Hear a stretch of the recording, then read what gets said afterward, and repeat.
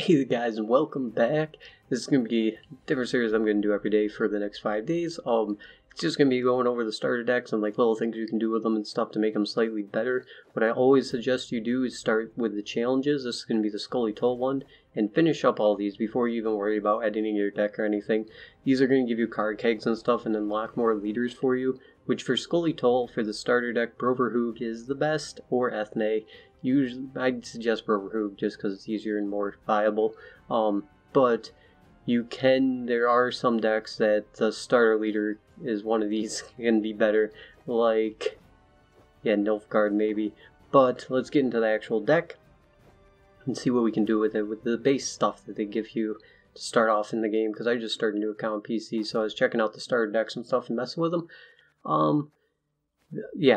They start you with Commander's Horn in this deck right here, which boosts 5 adjacent units by 3. This is a 15 power silver, and it can get you, if you have 5 adjacent units, which is kind of risky and kind of hard to set up, so I suggest taking that one out for the Vader Maker that they actually start you with in this game, because of the Monsters deck, and they start you with Vader Maker, so definitely put him in, and I suggest run the Doo-Doo over Commander's Horn, just because if they play anything higher than 15 power, Doo-Doo's automatically better than Commander's Horn and a lot easier to play. And I suggest replacing Commander's Horn with Vader Maker, because he has Elzur's Thunder. Now, Elzur's Thunder does 9 damage. It makes him a 13 power card, basically. It sounds worse than Commander's Horn, but that 9 damage can basically take care of any card, any engine that your opponent has, except for maybe Wild Hunt Riders. And for them, you have the Dwarven Skirmisher, who can do 3 damage first, then you can drop a Vader Maker and kill one of them. But, yeah, having removal in the deck is usually really good, which is why I suggest keeping in the Manicore Venom, even though that one's too. But we're just talking about what they start you with. So this is a starter deck they start you with. It's not too bad. I mean, you got 2 Recons. It's a pretty meta card in the game right now.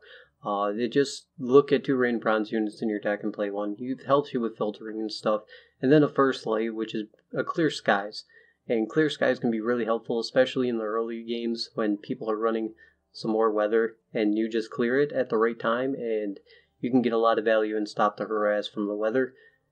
3 Mahakam Volunteers summon all copies of this unit. Every starter deck starts you with the 3 power units that summon all 3 of them, so they're basically a 9 power card with 2 filtering. It's not too bad, but if you actually pull a Dwarven Agitator, which is a rare card, I guess, he will spawn a default copy of a random Bronze Dwarf in your deck. If you get one of these, he's not too bad to replace maybe like a Mahakam Defender with, because these Mahakam Defenders aren't the greatest. And then if he pulls you one of these Mahakam Volunteers, you'll get 4 of them out, because he'll spawn a copy of it, then it'll pull the 3 from your deck. So that would be 13 power, and then your deck by 4. So that's pretty good. Like, if you get 3 Dwarven Agitators, just replace the Mahakam Defenders with them. Because even if they summon you more copies of Dwarven Skirmisher or Mahakam Guard, that's not too bad. And then, also, this is before the patch, War Dancer. War Dancer is insane right now. So, I mean, if you have a War Dancer, you pulled a War Dancer, definitely replace maybe the Mahakam Guard with one of these, or 2 of them, just because if you use this on round 2 and you just mulligan it from your hand, then they can't dry patch you unless they beat your carryover, which most decks don't. So this stops you from losing card advantage, which can be pretty important. So besides that, it's a pretty good setup to start you with. This Dennis Cranmer is not too bad since you're running a bunch of dwarfs. He'll strengthen all other dwarfs in your hand and deck on board by 1. Yarpin, whenever a dwarf ally appears, boosts self by 1. He also has resilience, so he can be carryover, but he is easy to deal with if somebody runs an Elzur's Thunder, which is why Elzur's Thunder is so good, because he'll do 9 damage and then it'll just kill him, and they won't have the carryover or anything. Roach is really good since when you play a gold unit from your hand, summon this unit on a random row, he's deck filtering. He doesn't seem like he'd be too good because he's a silver. He's only 4 power. But deck filtering is really good, and having plus 4 power on your gold play can be really helpful. It's not going to come out if you play Royal Decree though, so be careful of that. It's only going to come out if you play one of these golds from your hand. yeah, let's get back. I gotta go over the bronzes. Malcolm Guard boosts an ally by 7. Not too bad. Don't boost the same ally by 7 every time, or else if they run a card like Scorch, which destroys the highest units, you're gonna really regret that. So boost up different units and try to keep them at different powers and not one like super high powered. So Malcolm Guard's not too bad because he's an 11 power card. Malcolm Defenders, they have resilience. If you are running these because you don't have a Dwarven Agitator or War Dancer, because I'd replace these with either one of those. Definitely play them round 1. Just because if you lose round 1 and you get to keep one of these guys out, they can serve the same purpose as War Dancer and stop them from dry passing you in round 2, which can be really good since you won't lose card advantage then. Then Dwarven Skirmisher. Deal 3 damage to the enemy if the unit was not destroyed. Boost self by 3. He's a 12 power bronze card. He's really good. I mean, you just have to not kill the unit that you hit with it. So he can be really good because he does 3 damage to the opponent. So that makes him a 9. And then he boosts himself by 3. That makes him a 12 technically, even though he's going to only be a 9 power. Then Manticore Venom. Deal 13 damage. This is your hardcore removal card. If there's any engine or anything, which is basically a card that keeps getting them value, then this card will deal with it. Or you can just do 13 damage, but 13 power on a silver. Not the best, but it can be alright. Then we got Doo-Doo, copy the power of an enemy. If they have a 25 power unit out and you play Doo-Doo on it, you're going to have a 25 power Doo-Doo. So he can be really good for that and can catch your opponent off guard sometimes. Vader Maker, just because we're replacing him. Roach, we went over him, and then these two. Now, as far as the golds go, Royal Decree is a pretty good card. I mean, you wouldn't want to replace this. At least it's like one of your least priorities to replace. Play a gold unit from your deck and boost by 2. This lets you search for any gold unit in your deck and play it right away without it having to be in your hand, which can be really good. Just be careful if you already have all 3 of your golds, or you already played them. Don't keep the Royal Decree in your hand because it's going to do absolutely nothing. So just be careful of that. Then we have Xavier Morin. Also, a card that I'd consider removing if you have enough good gold cards, which we'll get into in a second, but he's definitely another lower priority one. Boost this unit by the default power of the last dwarf you played. Just because if you play Dennis Cranmer and you make Yarpen a 9, then you play Yarpen and then Xavier is going to be a 19 power. That's stronger than the Triss Marigold and the Drawl of Rivia that they give you in the starting deck. So he can be alright in the starting deck, and is a pretty cool addition that they gave you for the starting cards, in my opinion. Then we got Triss Marigold, deal 5 damage. 5 damage is not enough to deal with like anything, so she's just basically a 15 power gold. She's not the greatest. She is slightly better than Drawl of Rivia though, just because Drawl's just straight up 15 power. He doesn't do anything. Doing damage and having a lower power unit, if it adds up to the same, is better than just having a higher power unit, because then you're less vulnerable to things like Scorch and stuff, or Doo-Doo, or something like that, and then you get to actually do the damage to your opponent. Maybe they'll have something that you knock down to 5 power, and then you can kill it with Triss Marigold, and then she can be helpful. So, she's the second one you want to take out. Then Geralt of Rivia, no ability, 15 power card. He's pretty bad. He's definitely the first one you want to take out. Now, as far as cards that I'd replace him with, if you pull an Isengrim Outlaw, if you really like the Scoi'tael archetype, then definitely crafting an Isengrim Outlaw is really useful. Geralt Igni, he's my first craft. If you have enough scraps to craft a card, definitely craft Geralt Igni, because he will always get you value in a deck. He destroys the highest units on an enemy row if that row has total of 25 or more power. Now, he's really good just because he's so viable in every deck. Like, you can just stick him in any deck and he'll get you value, so that's why he's one of the best golds, whether that be Scoi'tael or Skellige or anything like that, because he's also neutral, which is pretty important. Like, Isengrim you can only play him in Scoi'tael decks, so he's still a good card, just because he can create you a silver elf, which can usually be really good cards, actually, that are pretty important. Like Hittori, who can resurrect a lower or equal bronze silver Scoi'tael unit. That's a good choice. Ida, Ape Sivne, who gives you Pendulum Fog, Clear Skies, which is basically like First Light. or Elzer's Thunder, which just does 9 damage, and that's a really good card for that. And mages are usually really good, so you want to try to craft these for each archetype. Usually mages and your disloyal unit, which are these ones, the 13 power ones, they actually go on the opponent's side, just know that. We won't talk too much about those in this, but these are pretty important craft too. And then he can also pull you, where is it? Torval. When your opponent passes, flip over and boost 2 units on either side by 2. If you have 2 units on either side of her, at the end of the round, she's going to be a 14 power silver. That's pretty good. And also in Mullane, deals 6 damage to the units on an end of a row. If they have a 6 power on each side, on any row, she's going to be a 16 power silver. So that's pretty good card too. And then also it can pull you a Malena, which is kind of trickier to pull off, but after 2 turns this card is going to flip over and steal the 5 power or less unit that's bronze or silver from your opponent's side of the field and bring it to your side of the field. So if you successfully steal a 5 power unit from your opponent, she's a 17 power silver, and that's really good. And then also one of the last good cards that can pull you in certain situations is, oh god, don't hate me for pronouncing this, Siren Ape Esnilin. He's a lock unit, which can be handy if you don't have the removal for one of your opponent's engines or something that's annoying you that your opponent's card keeps doing. He can just lock it, which means it'll cancel its ability. It'll basically have no ability, and then it'll move it to a different row. So that's why that's a really good card to replace with. Skuru is another one. You spawn Scorch or Epidemic with him. Destroy all the highest units with Scorch, or Epidemic destroy all the lowest units. Scorch can be really good because as long as you don't have the highest unit out, this thing can get you immense value.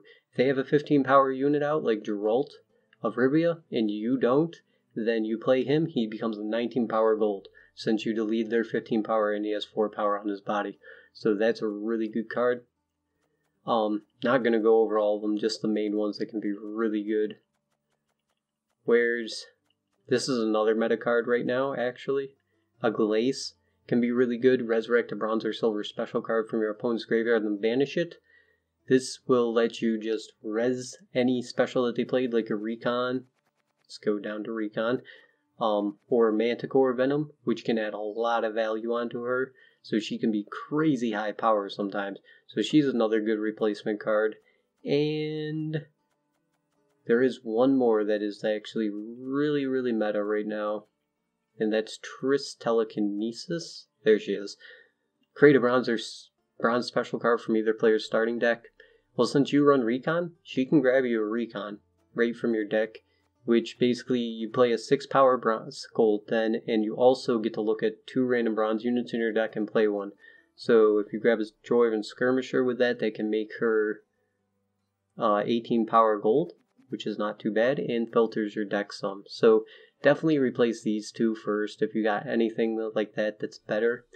Xavier would be the third least important one, just because he can get alright in this deck.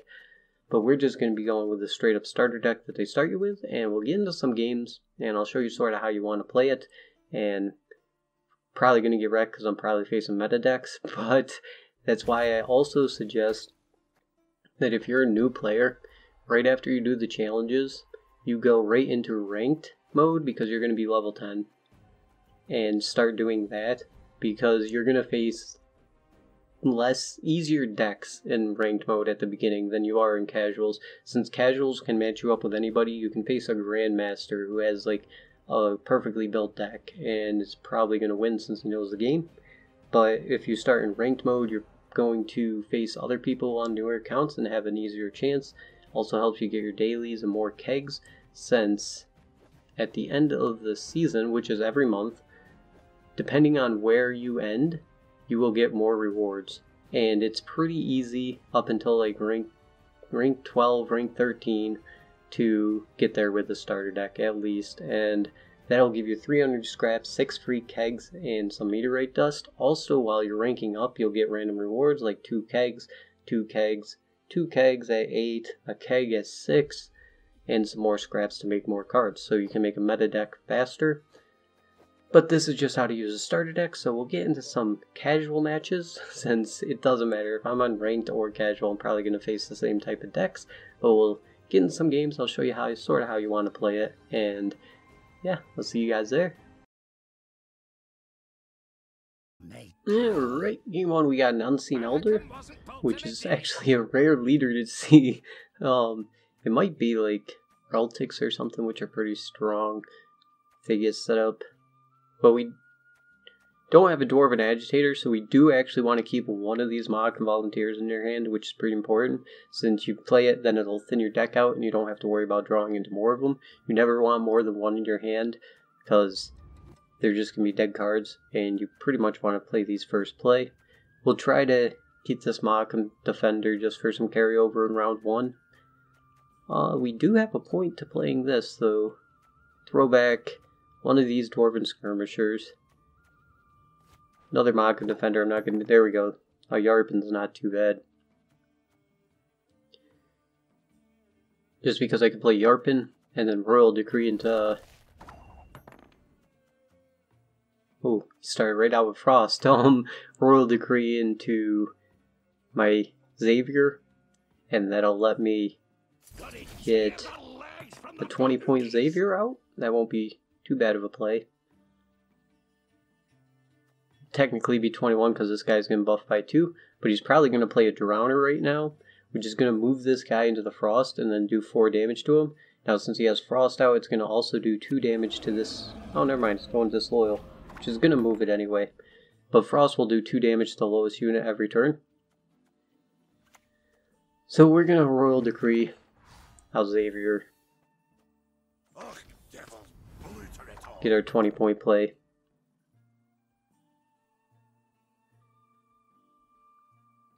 And we'll have some decent carryover too for the next round. And we have 40 points right now, so that's going to be hard for him to pass us. So if he doesn't pass us here, we'll probably just pass him.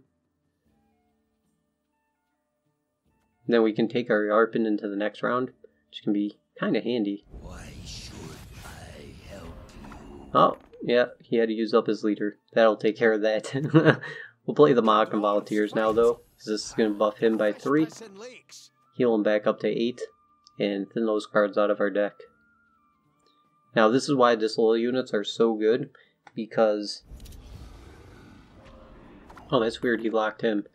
Now he has card advantage, so going first is usually bad, but he went first, and then he played the Disloyal, which basically made it like I'm going first.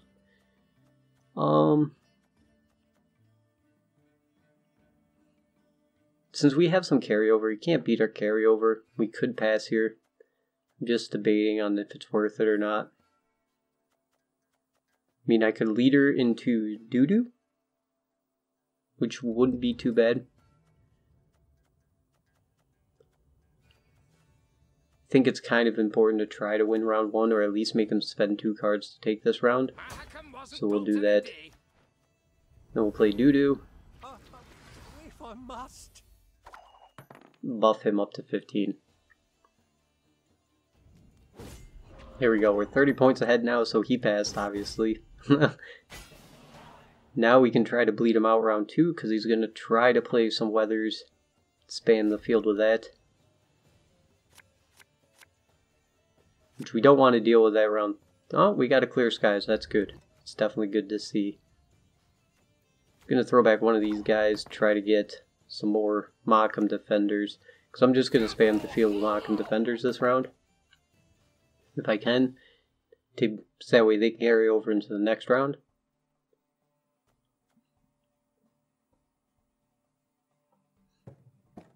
Okay, he's going with Royal Decree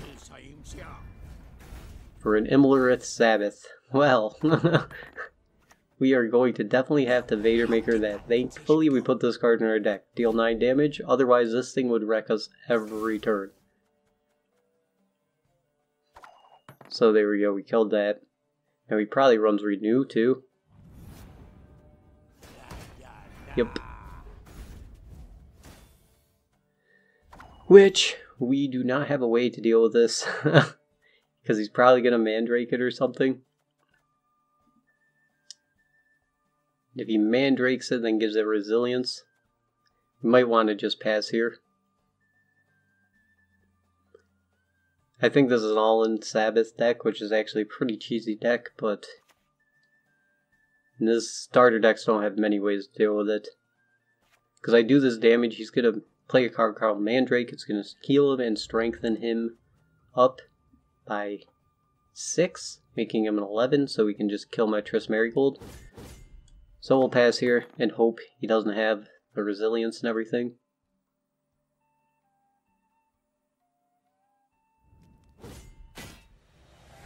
Oh, he's just going to pass us back. Actually, that didn't turn out too bad, so we actually have a chance. But we are one card. Oh, look at that, we won. We won the first one with a starter deck.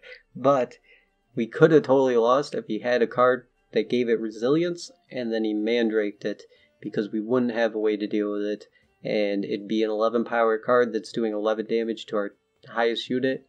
It'd be really hard to try to kill in that deck without another Elzer's Thunder. So luckily he didn't have that, but we won the first one, so that's a good thing. Let's get into the next one. My men know the meaning of Alright, game 2. Morbrand, Voorhees. And we got 2 of these Malcolm Volunteers again. Definitely throw one of them back. This is probably a reveal deck, which pretty much always win round 1 unless you can deal with their 7 power cards. We have one way to do that, so let's try to get the Vader Maker. We're going to throw this guy back because we have 2 more of them in our deck. So with the way blacklisting works, if you throw this guy back, then I'm going to have 3 cards that I won't draw from. So it's better than throw one of these skirmishers back since I only have one of them in my deck. Yarpin? Alright. Then we'll throw back a single skirmisher. We got the Vader Maker, we can at least deal with one of his turrets. It's semi-hopeful. Not really the best though. Oh, he's going with reveal right away, so he probably doesn't have the card that I'm thinking about. We're going to go with Dennis Cranmer to start to buff all of our dwarfs.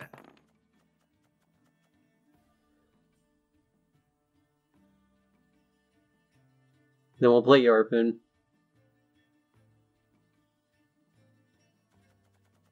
And probably Royal Decree into the Xavier, because Xavier is going to be 21 points. Never mind, he's just going to pass us, so we'll still play Yarpin, because we'll use this in the next round. And this will put us ahead by 1 point, and it'll let us take the round. So we'll do that.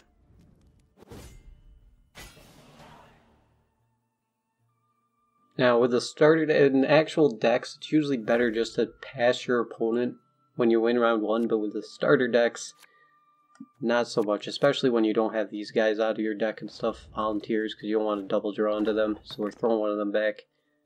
Oh, we can play Xavier right now, though, for a 19 power card, which also pulled our Roach out of the deck and buffed him by 1.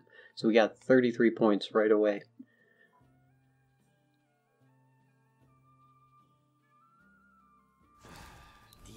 So this looks like some spotter cheese deck, which is kind of expected, but I mean, Doo-Doo, we have a Doo-Doo, that can actually help us. We're going to play some Malcolm Defenders and start getting ready for the next round.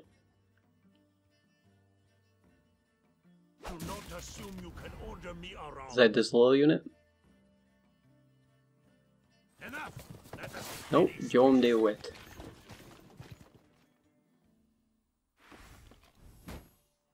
Now this is the power of actual deck. Now if we had a... oh no, we have 19. I said if we have a Skur, we could scorch him for a lot, but nope. So we're going to play another Malcolm Volunteer, and hope that this carryover actually ends up helping us in the last round.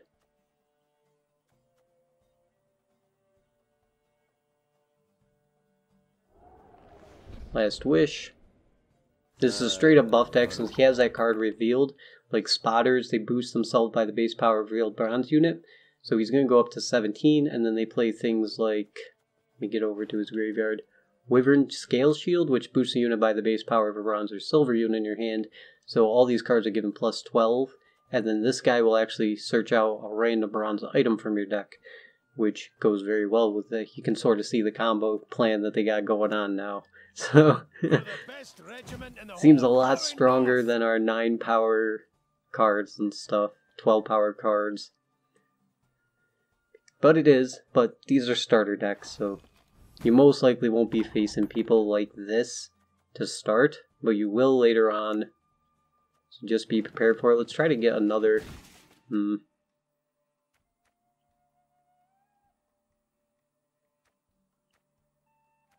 We'll go for the Markham card. It's going to be less points, but I want that other one for the last round.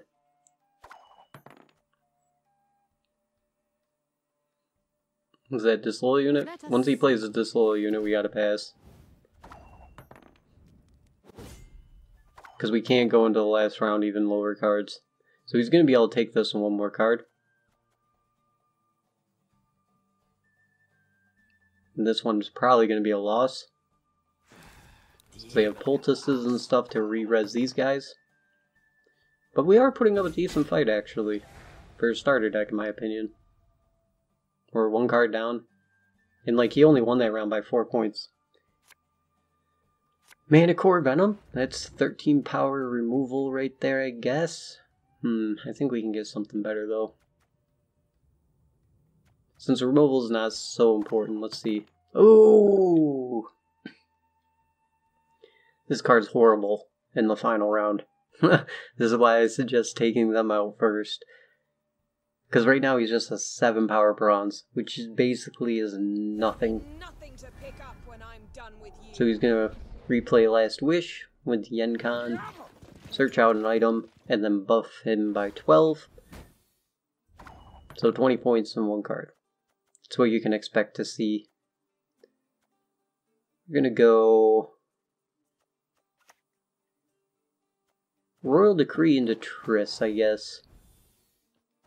How can I help? And just kill off this unit. We want to leave his highest power unit alone, since that's going to give us the most doo-doo value. Who seems like he'd be really good in certain situations, which he can be, but most part, he's just an alright card, because you're only matching your opponent's play. You usually want to do better than your opponent's play. Let's do some damage to this card.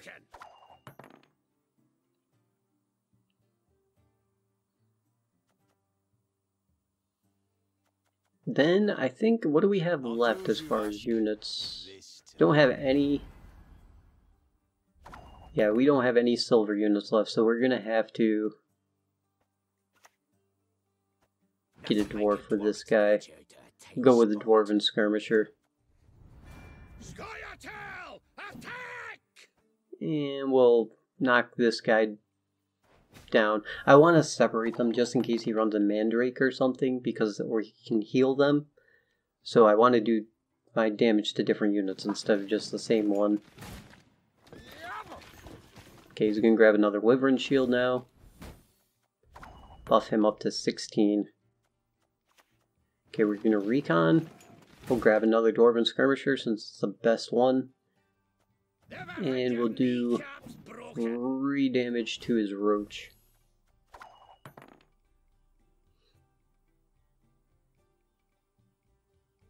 Now, the thing that's really going to hold us back is this Markham Defender. This is 7 power play that tied us. That's horrible.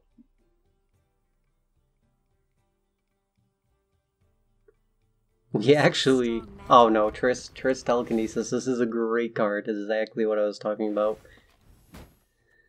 I think that pretty much shut out all the hope. So we're going to Vader Maker, Elzer's Thunder, ping this down. Yeah, because Doodoo's going to copy the 16 power, which is going to put his player already close, but then he could Artifact Compression or anything, which we're only already 1 point behind. So, the fact that we got Markham Defender really hurt us that game. But, for that type of deck, that didn't go too bad at all. I mean, we're running a starter deck, and we're actually doing pretty well, considering the deck types. That Imlerith deck we actually beat. Let's get in the last one. Let's see if we can pull off a win here. Alright, a Francesca. This is probably a hand buff deck, which means that they buff cards in their hand than the first round, so they make like a slower plays to start with, and then for the last round they have really big plays because they've been buffing cards in their hand, which is a pretty interesting concept. I really like the hand buff idea. So I'm going to throw back Mock and Volunteer because we don't want these guys. Throw back card. I want more of these defenders because I don't want to draw into them in round 3. Let's throw back another one. We start. At least we got a Mock and Defender. Now when you go first, it's kind of important to stay ahead. We'll start with a Mock and Defender and see what he does. We do what must Okay, he's going to go searching for any card and buff it by 3. We'll actually get these Mock and Volunteers out of our deck next, since we can make this lower tempo play at the moment. Elzur's Thunder, he just removed our carryover. So we got another one. See if he has another Elzur's Thunder. No, he has Olgierd, which when this guy dies, he's going to come back in the next round at half power. So he's going to come back at 4 power, I think, yeah. And our 6 power will actually beat that. So we're going to play Broverhoog and search out this Dennis Kramer to strengthen all our dwarfs by 1. Just going to go pretty well. So now we have a 7 power, which is probably going to play Elzur's Thunder or something just to remove it. Oh no, Runestone, which lets him grab a random silver card from his faction. Mock-'em Horn, which lets him grab a random dwarf. And he got a Dwarven Skirmisher, not too bad. But since we played an 8 power last, we're going to play this guy and get a Roach out. Which is a pretty good play for a starter deck. I like this gold in this starter deck. It's not too bad. Because, I mean, I'm averaging 19, 18 power. It's probably a Torval or something. Actually, it's probably something, the one Malena that I was talking about, that's going to steal this card. So we're going to want to recon and try to get the dwarf. Oh, go with Mock-'em Defender. That's unfortunate. We wanted to try to get the dwarf that heals or buffs. None shall tread on us. So now if that's Torval, can pass us some points now. I'm going to do 3 damage to this card.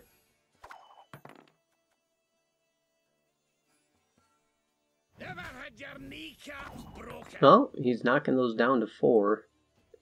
So with 14 points, he still beats us, so we can't pass him yet. First Light's going to be useless. Let's see what we can get out of the play a random bronze unit from your deck, since these guys don't run weathers. Oh, we got another Skirmisher. It's not too bad. We'll knock this guy down. Just because if I Royal Decree into Triss, I can actually... 14 points, still not enough. I can knock out one of those units. How can I help? And negate his Torval buff by 2.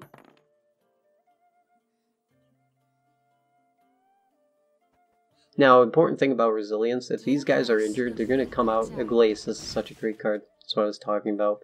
They're going to come out at... They're going to be at 4 power in the next round, but if you buff them with like boosting cards, they're going to go back down to their original power. So he still passes us right now. Let's play our last Skirmisher. Just hold on to Geralt of Rivia.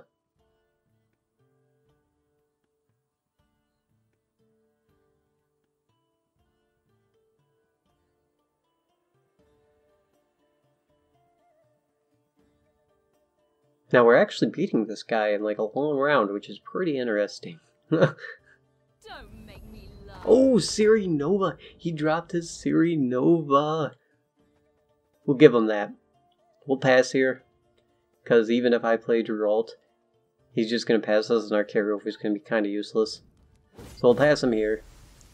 He'll take the round, but now he can't dry pass us in the next round, which is pretty important. And the fact that we burned a big card like Nova in round 1 is really good. Because we don't have anything that matches 22 power in this deck. Mahakam Guard. Yarpen! Yarpen's good because if he tries to bleed us out this round, this guy will actually carry over to the next round.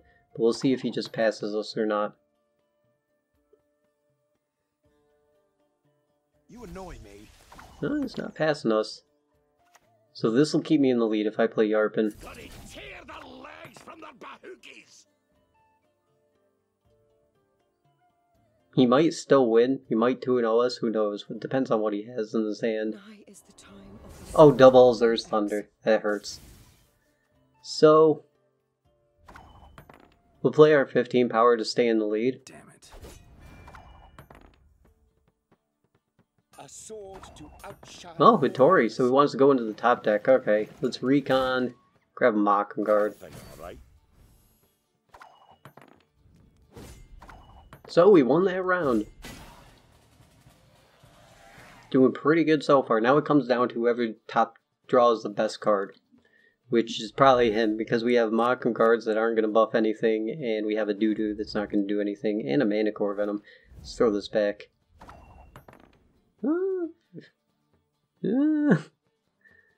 Okay. If he got anything higher than 4 power, we lose. But if he didn't, we win, right? There's always hope.